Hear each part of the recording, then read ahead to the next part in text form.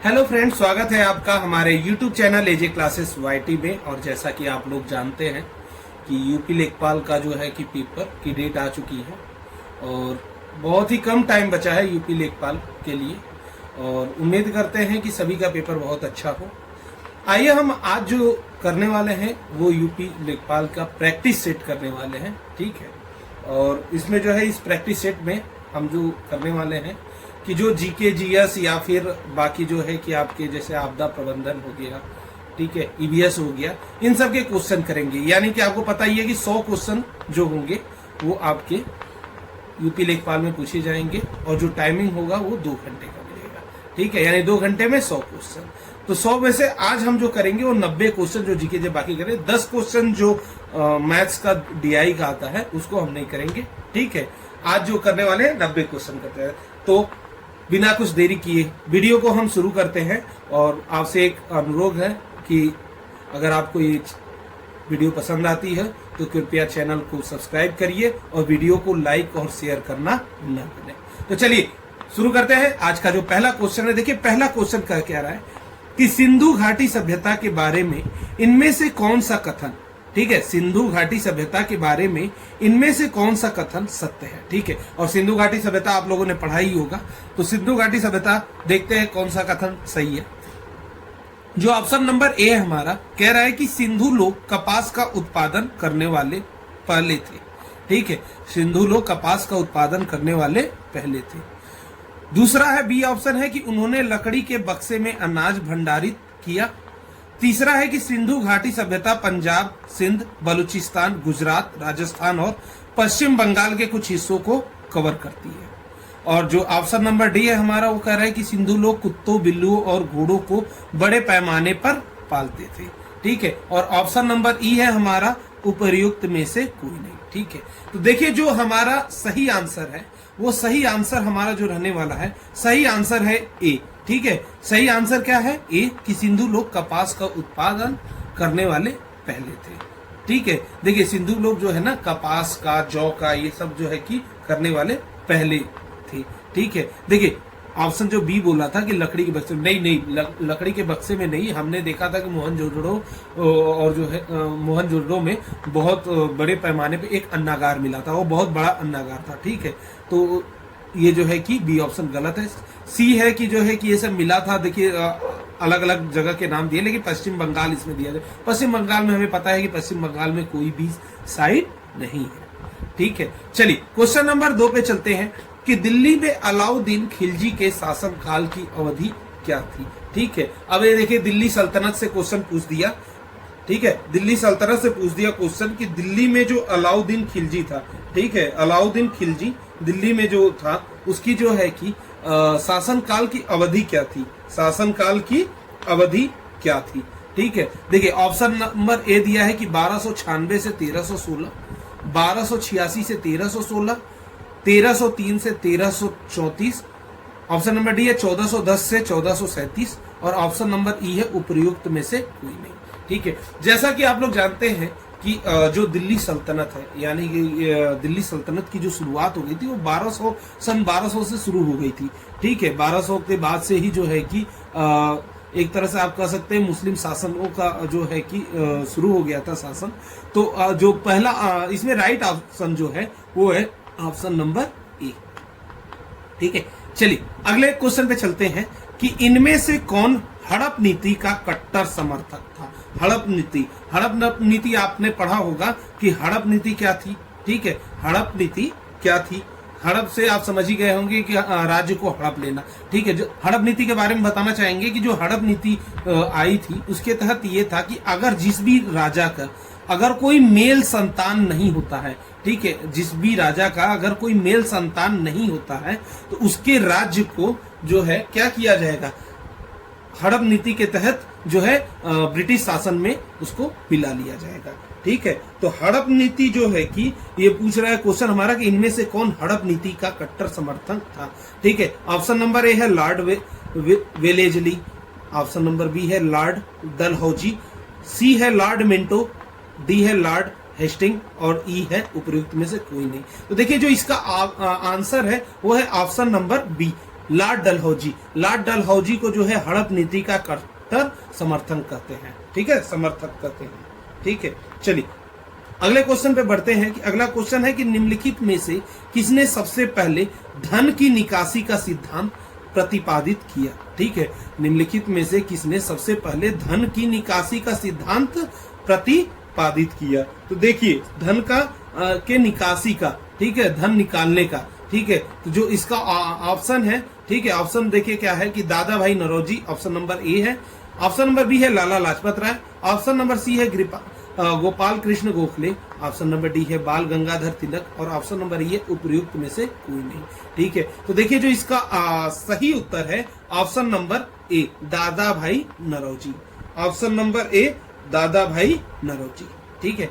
चलिए अगले क्वेश्चन पे चलते हैं कि बंगाल में, ठीक है, डैश आंदोलन के दौरान तिरंगा झंडा यानी लाल, हरा और पीला डिजाइन किया गया था, ठीक है। देखिए अभी जो हमारा जो तिरंगा झंडा है उसमें 3 कलर जो आते हैं वो कौन कौन से आते हैं कि हमारा जो है केसरिया आता है, ठीक है, सबसे ऊपर, बीच में जो है कि सफेद और जो है कि सबसे नीचे हरा, ठीक है। बीच में जो हमारा जो है कि चक्र बना होता है वो नेवी ब्लू कलर का होता है, ठीक है। तो देखिए लेकिन जो बंगाल आंदोलन के समय, ठीक है, बंगाल में आंदोलन हुआ था उस समय जो है कि जो झंडे का कलर था वो था लाल, हरा और पीला। तो यही पूछ रहा है कि किस आंदोलन के तहत हुआ था, ठीक है। तो जो जिस आंदोलन के तहत हुआ था वही पूछ रहा है हमसे, ठीक है। तो देखिए कैसे है कि पहला ए है कि खिलाफत आंदोलन, बी है सविनय अवज्ञा आंदोलन, सी है स्वदेशी आंदोलन और डी है दांडी मार्च आंदोलन और ई है उपयुक्त में से कोई नहीं। तो देखिए जो इसका ऑप्शन है हमारा जो सही आंसर है वो है ऑप्शन नंबर सी, स्वदेशी आंदोलन के तहत जो झंडे का कलर था वो था लाल, हरा और पीला, ठीक है। बढ़ते हैं अपने अगले क्वेश्चन की तरफ। क्वेश्चन नंबर 6 देखते हैं कि निम्नलिखित में से क्या भारतीय संविधान की मुख्य विशेषता नहीं है, ठीक है। निम्नलिखित में से क्या भारतीय संविधान की मुख्य विशेषता नहीं है। संविधान के बारे में आपने पढ़ा होगा, जो भारतीय संविधान है हमारा ये सबसे बड़ा लिखित संविधान है, ठीक है। अगर कोई पूछता है कि सबसे बड़ा लिखित संविधान किस देश का है तो हमारे भारत देश का है, ठीक है। तो देखिए इसमें कह रहा है कि निम्नलिखित में से क्या भारतीय संविधान की मुख्य विशेषता है। तो देखिए कौन सी मुख्य विशेषता है इसके बारे में आइए जानते हैं। ऑप्शन नंबर ए है कि अर्धसंघीय संरचना, ठीक है, अर्धसंघीय संरचना। ऑप्शन बी है प्रतिबंध न्यायतंत्र, ठीक है। ऑप्शन सी है शक्तियों का वितरण। ऑप्शन नंबर डी है लिखित संविधान और संविधान की सर्वोच्चता और ई है उपयुक्त में से कोई नहीं, ठीक है। क्या पूछा है कि मुख्य विशेषता नहीं है, ठीक है। तो देखिए अर्धसंघीय संरचना ये बिल्कुल सही है। ऑप्शन जो है कि देखिए बाकी जो है शक्तियों का वितरण यानी शक्तियों का बंटवारा, हमारे जो है संविधान में ये भी लिखा हुआ है कि शक्तियों का बंटवारा के बारे में बताया गया है। और लिखित संविधान तो जी हाँ बिल्कुल हमारा जो है कि सबसे बड़ा लिखित संविधान है हमारे देश का जो है कि संविधान। तो ऑप्शन ए भी सही है, सी भी और डी तीनों सही बात कर रहा है। पूछा है कि गलत है कौन सा नहीं है, तो ऑप्शन नंबर बी यानी प्रतिबद्ध न्यायतंत्र, ये जो है कि प्रतिबद्ध न्यायतंत्र हमारा जो है कि ये गलत है, ठीक है। चलिए दोस्तों अगले क्वेश्चन पे चलते हैं। जो अगला क्वेश्चन है हमारा क्वेश्चन नंबर 7वां कि पूछ रहा है कि भारतीय संविधान के स्वतंत्रता, समानता और बंधुत्व के आदर्श कहां से लिए गए हैं, ठीक है। ये 3 शब्द जो है कि स्वतंत्रता, समानता और बंधुत्व के आदर्श कहां से लिए गए हैं, ठीक है। इसके बारे में देखिए क्या कहता है, ठीक। चलिए ऑप्शन नंबर ए है फ्रांसीसी संविधान, ऑप्शन नंबर बी है ग्रीक संविधान, ऑप्शन सी है रूसी संविधान या ऑप्शन डी है अमेरिकी संविधान या ऑप्शन ई उपयुक्त में से कोई नहीं, ठीक है। तो चलिए इसका फटाफट उत्तर बताइए। देखिए जो इसका आंसर रहने वाला है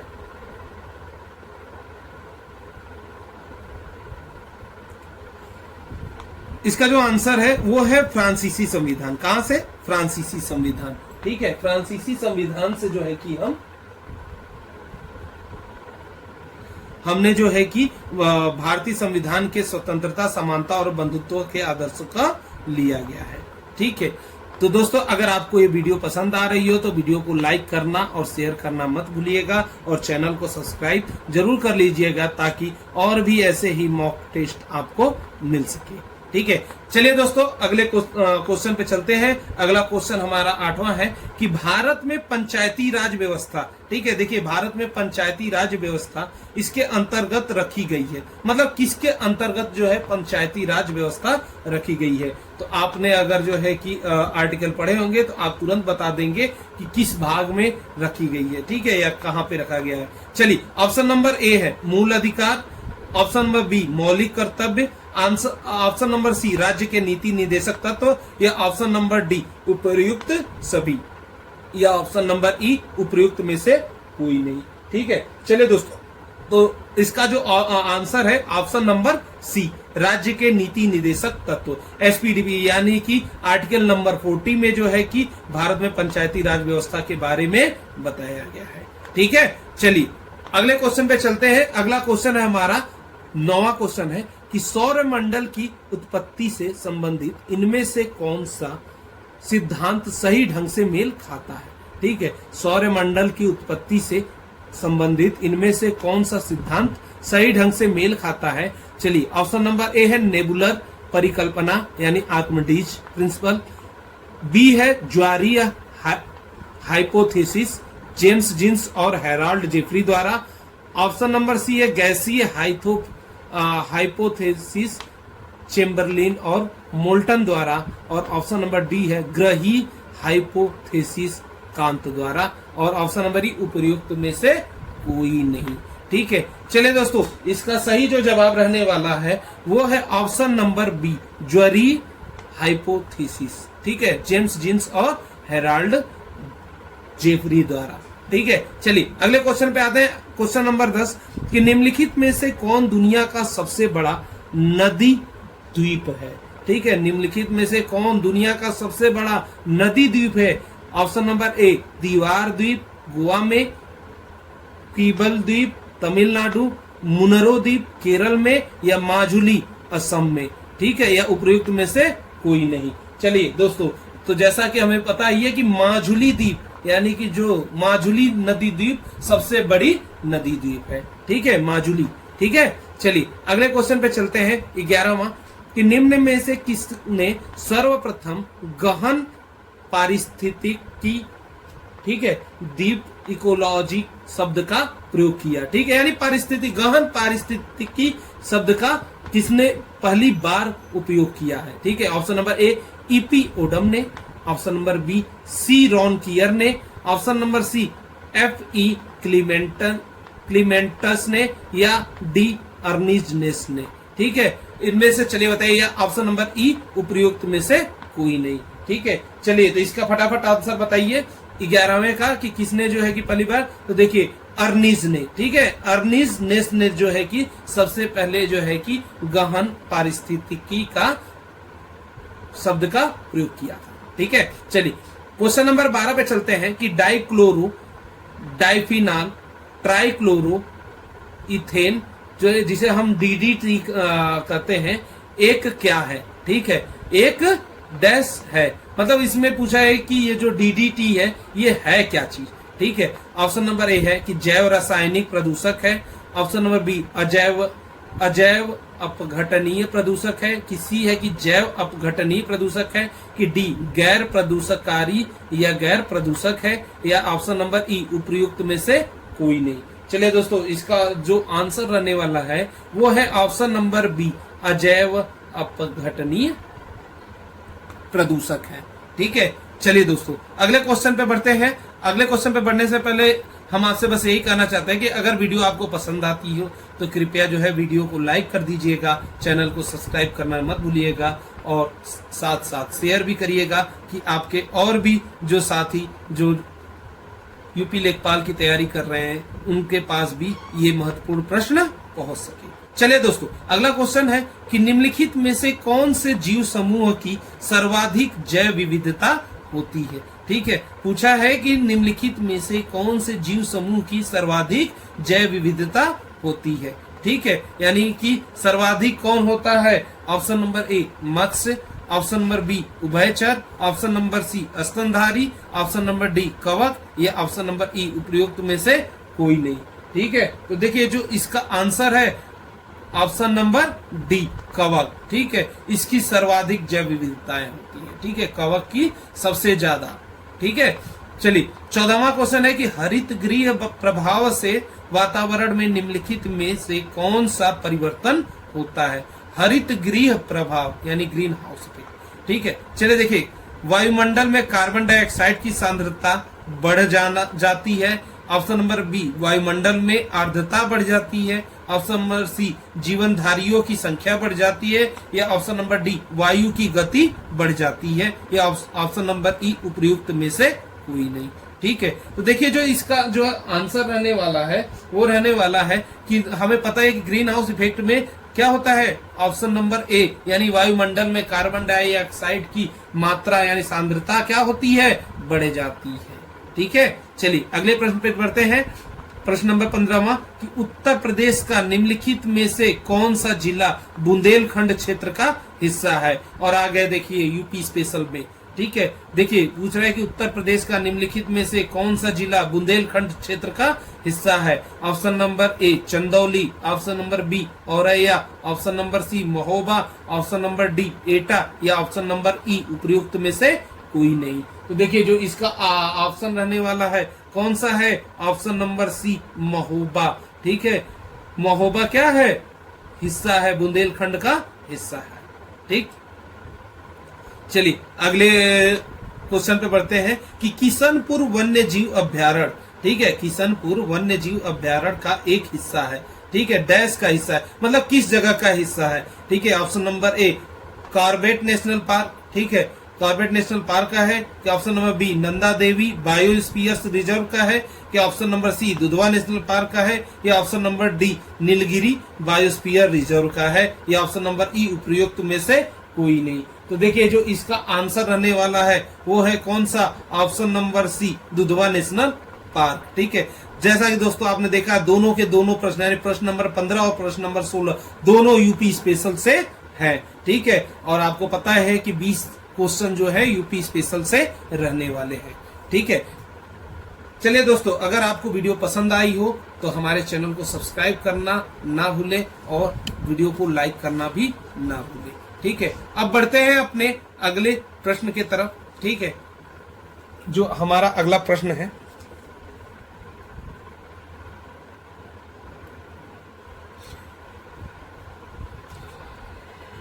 चलिए दोस्तों अगला जो प्रश्न है हमारा अब वो कंप्यूटर से संबंधित रहने वाला है। अगला प्रश्न जो हमारा रहने वाला है वो किससे रहने वाला है? कंप्यूटर से, यानी प्रश्न नंबर 17 कि कंप्यूटर सिस्टम के संदर्भ में बस क्या है?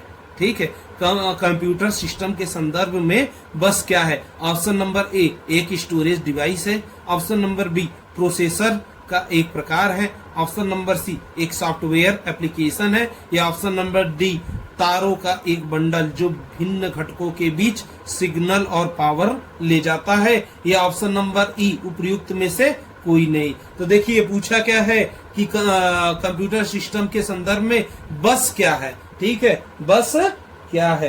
तो देखिए जो ऑप्शन सही हमारा है वो है ऑप्शन नंबर कौन सा? डी, तारों का ये एक बंडल होता है जो भिन्न घटकों के बीच सिग्नल और पावर को ले जाता है। ठीक है, अगले क्वेश्चन पे चलते हैं 18वां कि निष्पादन में प्रोग्राम को कहा जाता है। ठीक है, कंप्यूटर भी एक अहम भूमिका निभाने वाला है। ठीक है, कंप्यूटर के जो प्रश्न है वो भी बहुत ही अहम भूमिका निभाने वाले हैं और ये देखिए कंप्यूटर से भी प्रश्न अब पूछे जा रहे हैं। ठीक है, तो देखिए 18वां क्या है कि निष्पादन में प्रोग्राम को कहा जाता है। ठीक है, option number A function, option number B processor, option number C compiler, option number D error या ऑप्शन नंबर ई उपर्युक्त में से कोई नहीं। तो देखिए इसका जो आंसर रहने वाला है वो रहता है क्या? Option number B processor. ठीक है, ऑप्शन नंबर बी क्या? प्रोसेसर। ठीक है, अगले प्रश्न पे चलते हैं। क्वेश्चन नंबर 19 कह रहा है कि उत्तर प्रदेश में नींबू प्रधानता कहाँ उगाया जाता है? यानी देखिए फिर से उत्तर प्रदेश में हम आ गए कि नींबू। ठीक है, नींबू सबसे ज्यादा कहाँ पे उगाया जाता है? ऑप्शन नंबर ए सहारनपुर और Meerut, option number B Fatehpur और Pratapgarh, option number C Lucknow और हरदोई या ऑप्शन नंबर डी इलाहाबाद और वाराणसी या ऑप्शन नंबर ई उपर्युक्त में से कोई नहीं। चलिए दोस्तों इसका आंसर क्या रहना है? क्या रहने वाला है, जल्दी से बताइए। देखिए जो इसका आंसर रहने वाला है ऑप्शन नंबर ए, सहारनपुर और मेरठ में सबसे ज्यादा नींबू उगाया जाता है। ठीक है, चलिए अगले प्रश्न पे बढ़ते हैं कि उत्तर प्रदेश में रोजगार के दृष्टिकोण से कौन सा व्यापक उद्योग है। ठीक है, यानी कि उत्तर प्रदेश में सबसे ज्यादा रोजगार किसमें है। ऑप्शन नंबर ए मिट्टी के बर्तन, ऑप्शन नंबर बी हैंडलूम, ऑप्शन नंबर सी चमड़ा, या ऑप्शन नंबर डी सीमेंट, या ऑप्शन नंबर ई उपयुक्त में से कोई नहीं। तो देखिए जो इसका आंसर रहने वाला है उत्तर प्रदेश में सबसे ज्यादा रोजगार की दृष्टि से व्यापक जो उद्योग है वो है हैंडलूम, यानी ऑप्शन नंबर बी। ठीक है, चलिए दोस्तों अगले प्रश्न पे बढ़ते हैं कि उत्तर प्रदेश का एक छोटा सा शहर यानी कि डैश अपनी लाल मिट्टी के सजावटी बर्तनों के लिए जाना जाता है। ठीक है, यानी उत्तर प्रदेश का वह कौन सा शहर है जो अपनी लाल मिट्टी के सजावटी बर्तनों के लिए जाना जाता है। Option number A Bareilly, option number B Meerut, option number C Chunar, या ऑप्शन नंबर डी फिरोजाबाद। तो देखिए फिरोजाबाद जो है वो तो चूड़ियों के लिए, ठीक है, फिरोजाबाद जो है वो किसके लिए है, चूड़ियों के लिए। आपको पता है कांच के लिए जो है कि फिरोजाबाद जो है, तो ऑप्शन नंबर इसका क्या होगा, सी चुनार। ठीक है, चुनार जो है बहुत ही फेमस जगह है। ठीक है, अपने लाल मिट्टी के सजावटी बर्तनों के लिए। ठीक है, चीनी मिट्टी के बर्तन, ठीक है, चीनी मिट्टी के बर्तनों के लिए चुनार जो है कि बहुत ही फेमस है। चलिए बढ़ते हैं अपने अगले प्रश्न की तरफ कि विंध्य प्रांत में मिर्जापुर प्रसिद्ध है अपने डैश उपक्रमों के लिए। ठीक है, यानी विंध्य पर्वत जो है सॉरी विंध्य प्रांत जो है में मिर्जापुर किस लिए जो है कि फेमस है। देखिए मिर्जापुर से पूछ लिया। Option number A bauxite, option number B cement, option number C aluminium, option number D कोयला, या ऑप्शन नंबर ई उपयुक्त में से कोई नहीं। ठीक है, तो चलिए जल्दी से बताइए कि जो मिर्जापुर है वो किस लिए फेमस है। तो जानिए कि ऑप्शन नंबर बी सीमेंट के लिए। मिर्जापुर अपने सीमेंट उपक्रमों के लिए प्रसिद्ध है। ठीक है, मिर्जापुर में सीमेंट के लिए। ठीक है, चलिए अगले प्रश्न पे बढ़ते हैं। अगला प्रश्न जो है हमारा कि अलीगढ़ किले में द्वितीय आंग्ल मराठा युद्ध के दौरान, ठीक है, द्वितीय आंग्ल मराठा युद्ध के दौरान अलीगढ़ की लड़ाई कब लड़ी गई थी। ठीक है, अलीगढ़ की लड़ाई कब लड़ी गई थी। ठीक है, सितंबर 1803, ऑप्शन नंबर बी अक्टूबर 1803, की ऑप्शन नंबर सी सितंबर 1802, या डी अक्टूबर 1802, या ई उपयुक्त में से कोई नहीं। चलिए दोस्तों बताइए इसका जवाब कौन सा होगा।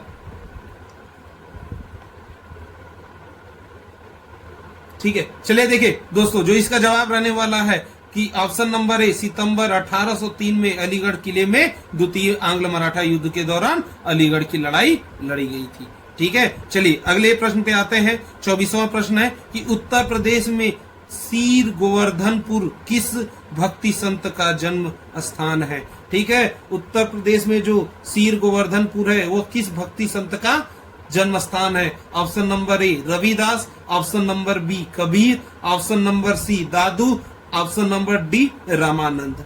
ठीक है, और ऑप्शन नंबर सी उपयुक्त में से कोई नहीं। ठीक है, तो चलिए बताइए दोस्तों कि इसमें से जो सही आंसर है वो कौन सा रहने वाला है। तो देखिए जो सही आंसर है वो है ऑप्शन नंबर ए, यानी कि संत रविदास जी का जो जन्म हुआ था वो उत्तर प्रदेश के कहाँ पे, सीर गोवर्धनपुर में हुआ था। कबीर का जन्म कहाँ हुआ था ये आप जो है कमेंट सेक्शन में बताएंगे। चलिए दोस्तों क्वेश्चन नंबर 25 पे चलते हैं कि किस फ्रांसीसी यात्री ने काशी को भारत का एथेंस कहा था। ठीक है, देखिए क्वेश्चन ये जितने भी क्वेश्चन है सब आपके यूपी स्पेशल के लिए बहुत ही महत्वपूर्ण प्रश्न है और यूपी स्पेशल में पूछे गए प्रश्न है। ठीक है, चलिए बताइए जल्दी से कि किस फ्रांसीसी यात्री ने काशी को भारत का एथेंस कहा था। ठीक है, option number A Thevenot, option number B Manucci, option number C Tavernier, option number D Bernier, या ऑप्शन नंबर ई उपयुक्त में से कोई नहीं। चलिए दोस्तों इसका जल्दी से जवाब दीजिए। देखिए दोस्तों इसका जो जवाब है ऑप्शन नंबर डी बर्नियर ने जो है कि क्या कहा था, काशी को भारत का एथेंस कहा था। ठीक है दोस्तों, चलिए अगले प्रश्न पे आते हैं कि 26वां प्रश्न है कि इखलास खान का रोजा यानी इखलास खान का मकबरा उत्तर प्रदेश के निम्नलिखित किस जिले में स्थित है, यानी कि इखलास खान। ठीक है, यानी मकबरों से भी क्वेश्चन पूछते हैं कि बताइए इनका मकबरा कहाँ है, या शाहजहां का मकबरा कहाँ है, ठीक है, अकबर का मकबरा कहाँ है, ऐसे पूछ देता है। ठीक है, चलिए दोस्तों, तो जो ऑप्शन है हमारा वो है option number A Meerut, option number B Saharanpur, option number C Jhansi, option number D Budaun, या ऑप्शन नंबर ई उपर्युक्त में से कोई नहीं। चलिए दोस्तों, जो इसका ऑप्शन है ऑप्शन नंबर डी बदायूं में क्या है, इखलास खान का रोजा यानी मकबरा है, यानी इखलास खान का मकबरा कहाँ है, बदायूं में। ठीक है दोस्तों, जल्दी से अगर आपको वीडियो पसंद आ रही है तो जल्दी से जो है कि वीडियो को लाइक कर दीजिए और शेयर भी साथ ही साथ अपने उन दोस्तों को भी कर दीजिए जो यूपी लेखपाल की जो है तैयारी कर रहे हैं। और अगर जो है अभी तक आपने चैनल को सब्सक्राइब नहीं किया हो तो चैनल को सब्सक्राइब करना मत भूलिएगा, ताकि आपके पास और भी जो है ऐसे ही प्रैक्टिस सेट मैं आपके सामने ला सकूं। चलिए दोस्तों, बढ़ते हैं अपने अगले प्रश्न की तरफ। और अगला प्रश्न हमारा है कि ललितपुर उत्तर प्रदेश में देवी सिंह बुंदेला द्वारा निर्मित मंदिर का नाम क्या है। ठीक है, देखिए ललितपुर, देखिए पूछ दिया क्वेश्चन फिर से यूपी स्पेशल से कि ललितपुर उत्तर प्रदेश में देवी सिंह बुंदेला द्वारा निर्मित मंदिर का नाम क्या है। ऑप्शन नंबर ए विष्णु मंदिर Lalitpur, option number B Shiv मंदिर Lalitpur, option number C Narsingh मंदिर देवगढ़ का किला, या ऑप्शन नंबर डी दशावतार मंदिर, ऑप्शन नंबर ई उपर्युक्त में से कोई नहीं। चलिए दोस्तों, इसका जवाब बताइए कि जल्दी से कि ललितपुर उत्तर प्रदेश में देवी सिंह बुंदेला द्वारा निर्मित मंदिर का नाम क्या था। तो देखिए जो ऑप्शन है इसका ऑप्शन नंबर बी, ठीक है, शिव मंदिर ललितपुर। ठीक है, ऑप्शन नंबर बी शिव मंदिर ललितपुर इसका आंसर हो जाएगा। चलिए दोस्तों, अगले प्रश्न पे चलते हैं कि मथुरा के पास मठ के एक मंदिर में किन शासकों की विशाल मूर्तियां प्रतिष्ठापित पाई गई है। ठीक है, मथुरा के पास एक मठ है, उसके एक मंदिर में किन शासकों की विशाल मूर्तियां प्रतिष्ठापित पाई गई है। ऑप्शन नंबर ए गुप्त वंश की, ऑप्शन नंबर बी मौर्य वंश की, ऑप्शन नंबर सी कुषाण की, कि ऑप्शन नंबर डी चोल वंश की, या ऑप्शन नंबर ई उपर्युक्त में से कोई नहीं। ठीक है, चलिए दोस्तों जल्दी से इसका आंसर बताइए कि कौन सा है। देखिए दोस्तों, जो इसका आंसर है ऑप्शन नंबर सी कुषाण वंश के जो है कि शासकों की यहाँ पे विशाल मूर्तियां पाई गई है। ठीक है, मथुरा के पास जो मठ है वहां पे कुषाण वंश के जो है कि शासकों की मूर्तियां पाई गई है। चलिए दोस्तों, अगले प्रश्न के तरफ बढ़ते हैं कि निम्नलिखित में से कौन एक सुमेलित नहीं है। ठीक है, अब देखिए देवा बाराबंकी, ठीक है, आल्हा महोबा, कर्मा मथुरा, कजरी मिर्जापुर, उपर्युक्त में से कोई नहीं। देखिए इसमें से बताइए कौन सा। ठीक है, अब ये एक तरह से एक फोल्क डांस हो गया, सॉरी फोल्क जो है कि डांस नहीं, एक तरह का ये एक समझ लीजिए कि ये देसी गीत होता है इन जगहों की। और ये देखिए जैसे कजरी मिर्जापुर, आला महोबा, देवा बाराबंकी, कर्मा मथुरा, तो बताइए इनमें से कौन सा है जो सही सुमेलित नहीं है। ठीक है, तो ऑप्शन नंबर कौन सा हो जाएगा, ऑप्शन नंबर हमारा सी कर्मा जो है वो मथुरा का नहीं है। ठीक है, कर्मा जो होगा वो मथुरा का नहीं है।